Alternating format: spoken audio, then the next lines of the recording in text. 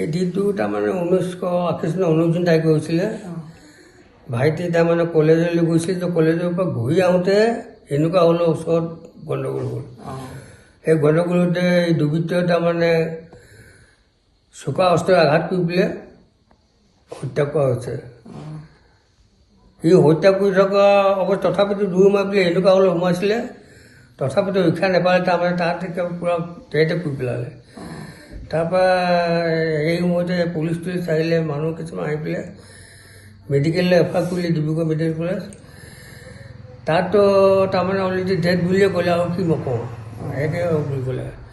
তাৰপৰা ডাইৰেক্ট ঘৰলৈকে লৈ আহিলে, পুলিচ এস্কৰ্ট দি পেলাই।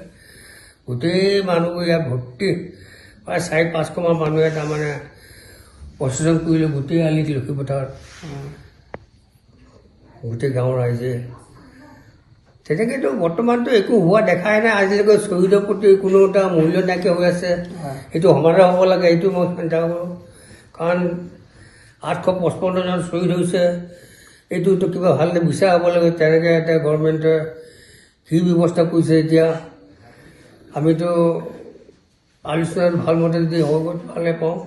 অসম চৰকাৰে আজিৰ দিনটোত শ্বহীদ দিৱস পালন কৰিবলৈ আগবাঢ়ি আহিছে। সমগ্ৰ অসমতে তেওঁলোকে পালন কৰিছে। আমি তেওঁলোকৰ যি উদ্যোগ আমি ছাত্ৰ সন্থাই ভাল পাইছোঁ।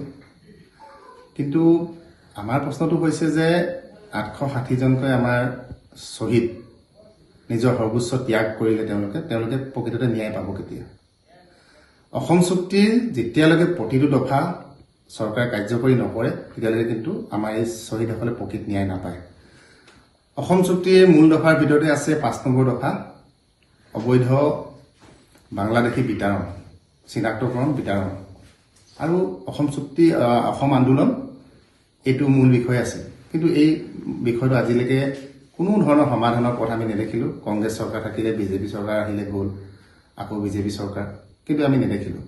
আৰু শ্বহীদ পৰিয়ালসকল হওক, ছাত্ৰ সন্থা হওক, আৰু আমাৰ যিসকল শ্বহীদ, তেওঁলোকে সঁচাকৈ ন্যায় পাব তেতিয়াহে যেতিয়া অসম চুক্তিৰ প্ৰতিটো দফা কাৰ্যকৰী হ'ব। আৰু আমি এটা কথা ভালদৰে জানো যে কিছুমান দফা এতিয়াও আছে, যিখিনি দফা কিন্তু ৰাজ্য চৰকাৰে এতিয়াও তেওঁলোকে স্বেচ্ছাই পূৰণ কৰিব পাৰে, ৰাজ্য চৰকাৰৰ কৰ্তৃত্বত আছে। আৰু এনে কিছুমান দফা আছে কেন্দ্ৰীয় চৰকাৰৰ হাতত আছে, আৰু এনে কিছুমান দফা আছে যিখিনি দফা আপোনাৰ কেন্দ্ৰীয় চৰকাৰ আৰু ৰাজ্য চৰকাৰ উভয়ৰ মাজত আছে। এই যিখিনি দফা এতিয়ালৈকে মীমাংসা হোৱা নাই, কাৰ্যকৰী হোৱা নাই, এই ক্ষেত্ৰত কিন্তু চৰকাৰে সদিচ্ছা দেখাবৰ হ'ল।